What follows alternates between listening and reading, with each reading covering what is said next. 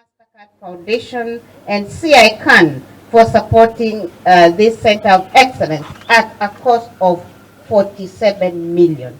Thank you very much. Thank you very much. Thank you very much. We do not take your great support for granted. And I was introduced this morning to even the person who keeps the money. Please continue rolling it out to us. We are grateful. I'm also glad to note that Taita Taveta National Polytechnic is already offering gemology training at levels 4, 5, and 6 with an enrollment of 34 trainees. I wish to encourage youth and artisanals miners within the great county of Taita Taveta to take advantage of this rare opportunity and enroll for the gemology skills. Waheshimiwa, we only have 34 trainees. Sio ni kidogo sana, Andrew. Mheshimiwa, 34.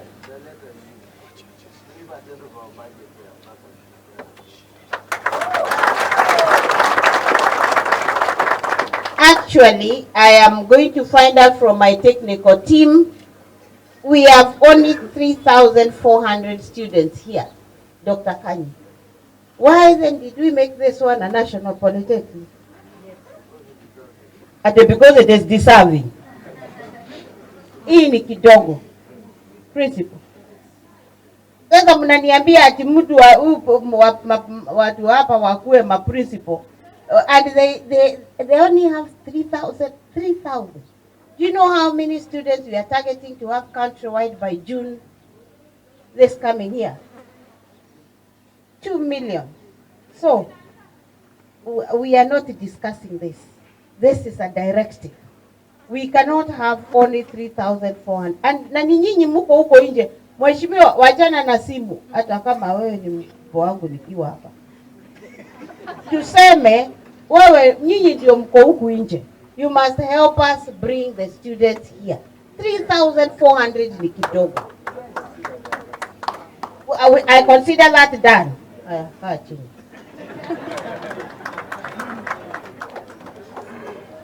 We have seen the big workshop that these people have brought us with only 34 students. We should be talking about 200 students to use this lab.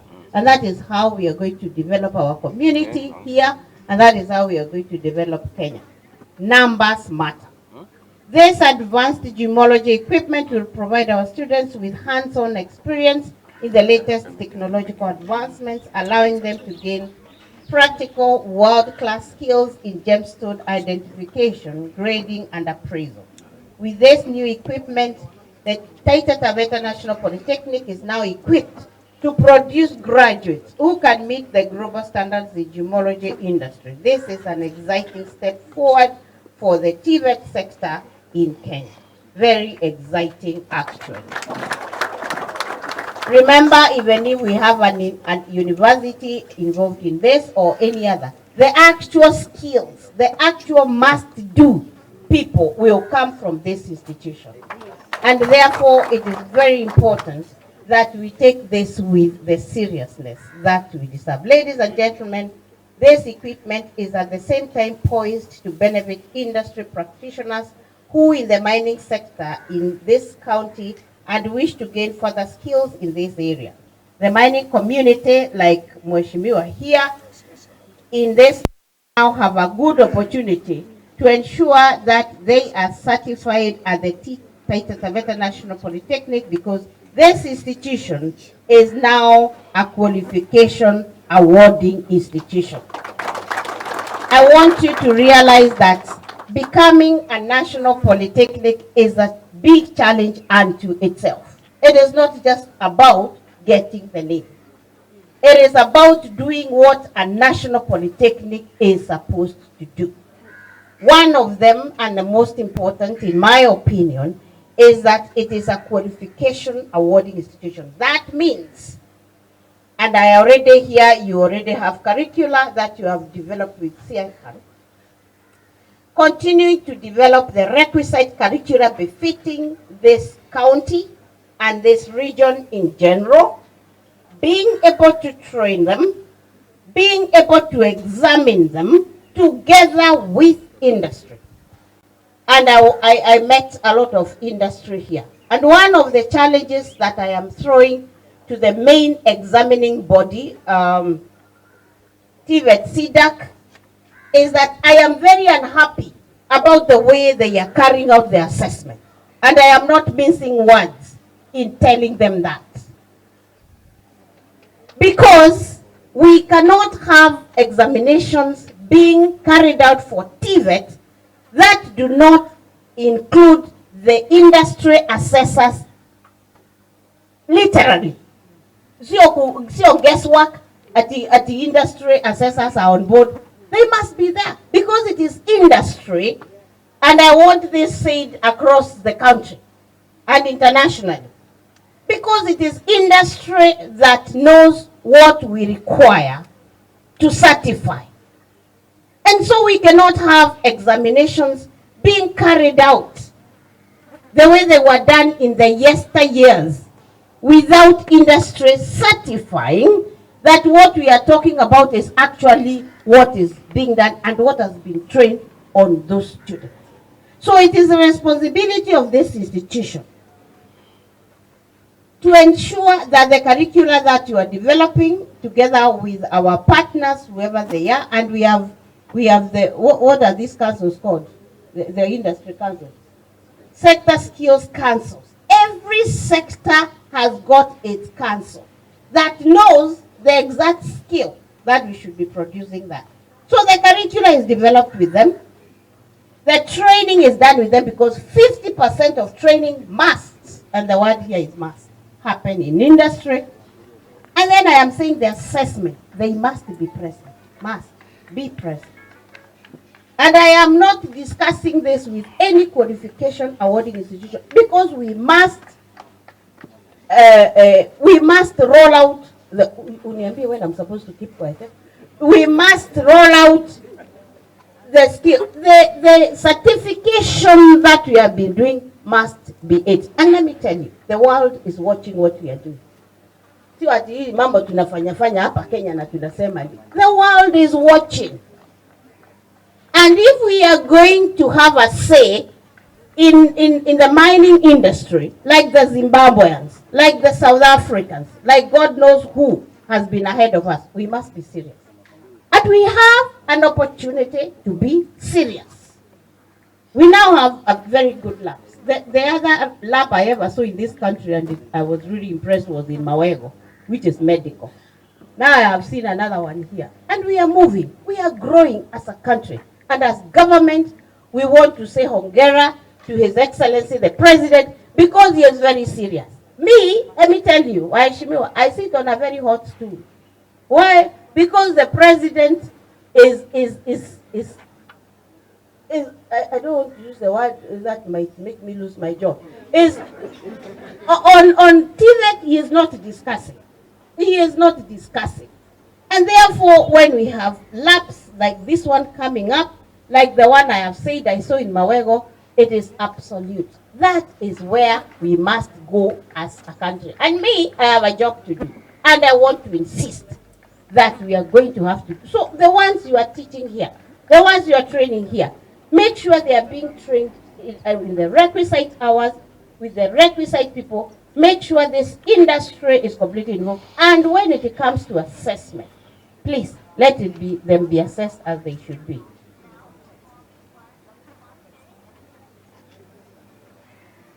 This institution will be the only Tvet institution in the country offering gemology skills. Congratulations. And that is why we are saying we are moving.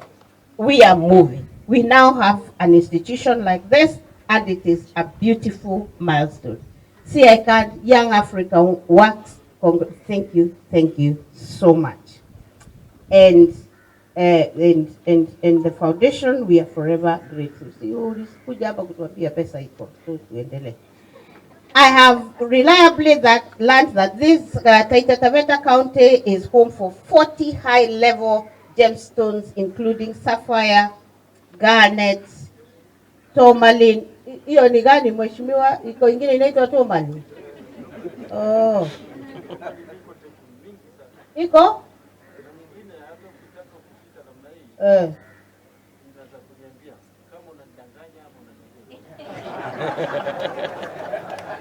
can adopt him as one of our industries.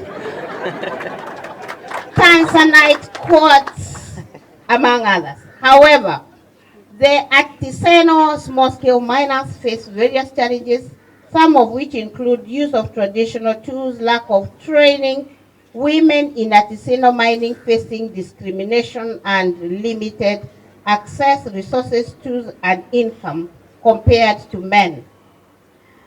Through this Center of Excellence in Gemology, the local community, young men and women, and indeed all trainers will now be able to acquire the requisite technical training on suitable mining practices, acquire training in health and safety standards in mining, acquire skills and knowledge on how to access competitive gem site markets. And I've just been told, who was telling me that we are already acquiring a requisite market in Canada, and there is nothing as good as training and doing industry with an end in mind. So when we already have a market, and he has told me that we already are acquiring that market in Canada, then we can bring all the gems here, encourage the community, we process them and be able to sell and earn better money. Why Shimiwa, why Andrew? Make sure we get rid of the middlemen, brokers. Because those women, sisters of mine there, and the daughters, they will do all the work. They will bring us here. We will be able to process them, and then the brokers will sell them and make the money, and the villagers will remain poor. That is what has happened to. I come from a coffee sector, and the tea. That is what has happened, isn't it? So please, you are our guardian angels. We need to ensure that the people who, we tunataka as a government, tunataka watu wakuwe na pesa mfukoni, isn't it?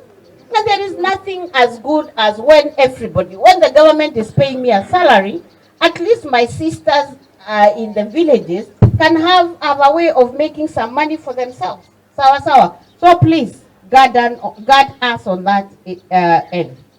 Ladies and gentlemen, as you are aware, this is a new space for Tvet sector, and we currently don't have enough trainers. It is on this note that I wish to call on the industries, and I've already done that, within the county practicing in this sector to support their employees to seek skills and certification by Taita Taveta National Polytechnic in Gemology, either full-time or through RPL. You are all aware that we are bringing in the people who already have the skills, we assess them, and we certify them. So tuleteeni wale watu wanajua hii maneno. Sawa sawa. And these are the things I'm telling you have to be done here. We assess them. I don't know whether they are certified as an RPL center. If they are not, you have applied. Please fast track it. Mary is my the PS representative in this institution. So whatever you need the PS to do, please tell this lady. And she's very good. I brought her from Kisii National Polytechnic to the headquarters. Me nachukuanga wale watu najua they can work. So Mary is very good. Let her be able to do for you what needs to be done to get the RPL certification for this institution. Then you are able to bring wale watu wako huko, they know the thing. And then we are able to assess them, be able to certify them, and then we can bring in as trainers. What be you principal? Hawa watu wananiambia you still. Na wewe principal rudi hapa. Kanyi wachana na principal. Unaniambia nani anakuita na sijakuita. Unaniambia you need 65 more trainers. Sasa wewe utafute wale si Gemology tuko na trainers. Wangapi? Hawajatosha. So those who know, wale watu wanajua, the ones who already know, look for them, let us certify them, and we can bring them in as the trainers. Because hao watu wanajua, si ndio? So we are not doing guesswork. And then we can bring it. But I'm not going to bring any trainers here when you only have 3,000 trainees. If you divide that number with the number you already have, how many students does one have, does each trainer have? What is the ratio? Muongeze wanafunzi. Mmesikia? That is how you are going to get more money. Professor huyu wanaregister watoto kwa COOPs. You bring them, we register them in COOPs, then they are able to apply for government funding. Na hiyo pesa yote inakuja hapa. Some institutions are netting up to 60 million because they have the students. So leteni wanafunzi, professor atatuwekea kwa COOPs, wata apply for funding, and as we don't have a problem. All this time the universities have been complaining about the new funding model. Did you hear Tvet complaining? Sisi hatuna shida. In fact, hiyo cabinet memo imemalizika. Iko kwa CS. As we have already come up with our suggested funding model, mambo ya university hatutaki. Na sisi hata hatutaki kwenda kwa hiyo committee. Sisi tumemaliza, tumeandika what we call a cabinet memo. The cabinet memo is now with the CS. It is going to cabinet, and I am nasukuma CS tuweze kuipeleka kwa cabinet before we go for Christmas, so that as we have our funding model ready. Na sisi hatuna shida na funding model kwa sababu ile pesa tunauliza kwa serikali per student is approximately 85,000. 85,000. Sasa 85,000, and it is enough even for examination. Hata ikiwekwa kwa band 1 or band 5, does it matter? Is it an issue? So as we are going to finish with our funding model by the time we go for Christmas, our watu wananimalizia the cabinet memo. So get the students to be uploaded on COOPs by COOPs, and then they apply for funding. Na sisi tutaendelea.